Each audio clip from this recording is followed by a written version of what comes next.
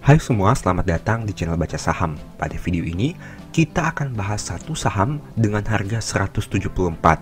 Nah, menariknya, saham ini ternyata punya modal sekitar 423. Artinya, harga di pasar jauh lebih rendah dari modalnya. Dengan kata lain, PBV-nya hanya 0,4 kali. Apakah saham ini sedang dijual murah? Mari kita bahas saja. Tapi seperti biasa, semua pembahasan bukan rekomendasi dan hanya informasi. Ingat, kerugian kamu tanggung sendiri. Dan nanti di akhir video akan ada kesimpulan dari pembahasan ini. Untuk itu, nonton video ini hingga selesai agar mendapat pemahaman yang utuh. Kita akan membahas saham SMDM atau PT Surya Mas Duta Makmur.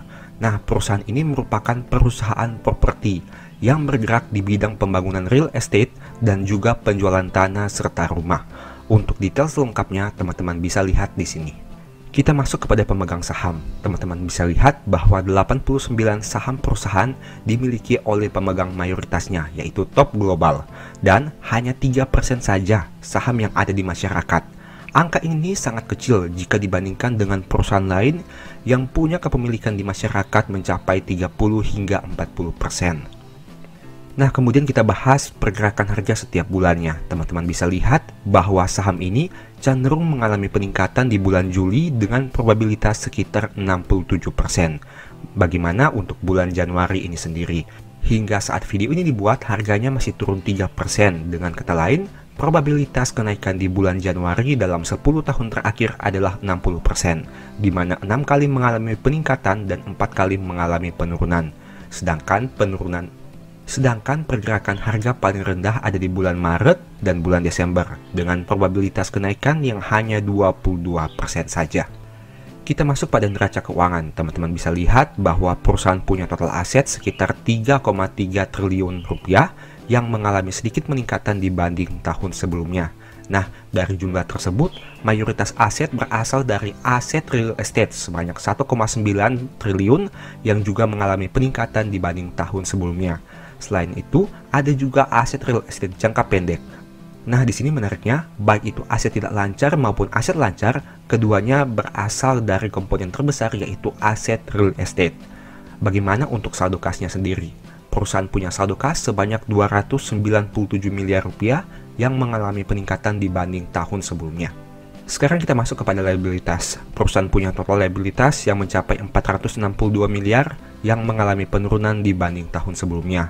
Dan mayoritasnya berasal liabilitas jangka pendek sebanyak 371 miliar rupiah yang merupakan uang muka pelanggan atas bisnis properti yang mereka jalankan. Dan jika kita membandingkan total liabilitasnya dengan saldo kas sekitar 200-an miliar, itu berarti perusahaan butuh sumber pendanaan yang lain apabila ingin melunasi seluruh hutangnya, terutama hutang jangka pendek yang akan jatuh tempo kurang dari 1 tahun. Kemudian kita masuk kepada ekuitas. Ekuitasnya berjumlah 2 triliun yang mengalami peningkatan dibanding tahun sebelumnya. Tapi sayangnya, mayoritas ekuitas masih berasal dari modal ditempatkan dan disetor sebanyak 1,5 triliun. Sedangkan untuk saldo labanya sendiri masih 496 miliar. Artinya jumlah saldo laba belum sebesar modal ditempatkan dan disetor. Sehingga komposisi ekuitas terbesar masih berasal dari modal ditempatkan. Kita masuk kepada laba rugi. Teman-teman bisa lihat bahwa perusahaan punya penjualan sekitar 438 miliar yang naik dibandingkan tahun sebelumnya. Nah, menariknya di sini, beban pokok penjualannya malah mengalami penurunan dari 191 miliar turun menjadi 168 miliar. Hal itulah yang menyebabkan kenapa laba kotornya mengalami peningkatan dari 232 menjadi 269 miliar di tahun 2022. Sedangkan untuk komponen biaya yang lain dapat dilihat bahwa semuanya normal dan biasa-biasa saja. Kita lihat dampaknya terhadap laba bersih. Tentu saja laba bersihnya mengalami peningkatan dari 90 miliar naik menjadi 121 miliar di tahun 2022.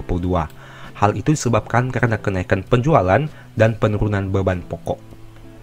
Nah, bagaimana dari historical labanya? Teman-teman bisa lihat bahwa saham ini punya laba yang fluktuatif, di mana sempat mencapai Rp5 untuk IPS tahun 2019, tapi turun menjadi Rp0 di tahun 2020. Dan dari tahun 2020 hingga ke 2022, perusahaan ini konsisten membukukan laba yang terus meningkat setiap tahun.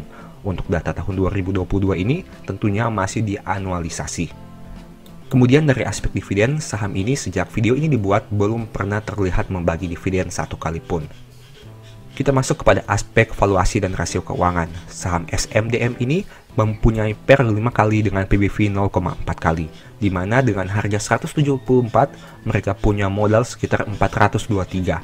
Artinya harga di pasar jauh lebih rendah dari modalnya. Untuk rasio keuangannya sendiri, ROE-nya 8% dengan NPM 27%.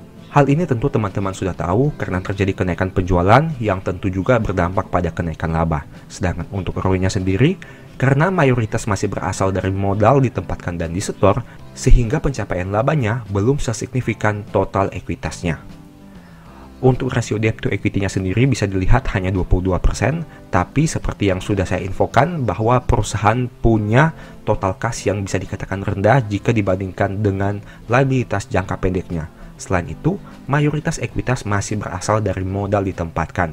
Artinya dari sisi saldo labanya, perusahaan belum punya saldo laba yang banyak yang mampu mendominasi total ekuitasnya. Sehingga untuk DER perusahaan meskipun kecil tapi harus dipertimbangkan juga ke depannya. Kita masuk kepada historical harganya. Teman-teman bisa lihat bahwa dalam 3 bulan terakhir harganya masih turun sekitar 58%, di mana mempunyai harga terendah sekitar 166 dan saat video ini dibuat harganya 174. Artinya harga pada saat video ini dibuat mendekati harga terendah pada 3 atau 6 bulan terakhir. Di saat yang sama teman-teman juga bisa lihat bahwa saham ini pernah mencapai harga tertinggi sekitar Rp488, yang mana berarti berkisar untuk PBV-nya di atas 1 kali. Kemudian kita masuk pada historical PBV. Dengan PBV sekitar 0,4 kali, saham ini masih dijual pada PBV di atas rata-ratanya, di mana mereka punya rata-rata PBV sekitar 0,3 kali. Dari data ini bisa disimpulkan bahwa meski PBV-nya hanya 0,4 kali, namun jika dibandingkan dengan rata-ratanya, saham SMDM ini belum diperdagangkan pada harga yang murah. Kita masuk kepada kesimpulan, apakah dengan harga 174 saham SMDM ini menarik? Menurut saya belum, di mana teman-teman juga harus mempertimbangkan banyak aspek seperti komposisi ekuitas yang masih didominasi oleh modal ditempatkan dan di store, sehingga pencapaian labanya belum signifikan. Selain itu, jumlah kasnya yang tidak sebanding dengan total liabilitasnya, terutama total liabilitas jangka pendek. Komponen lainnya adalah sektor bisnis perusahaan ini, di mana perusahaan bergerak di bidang properti yang tentu saja memiliki fluktuasi naik turun setiap tahunnya.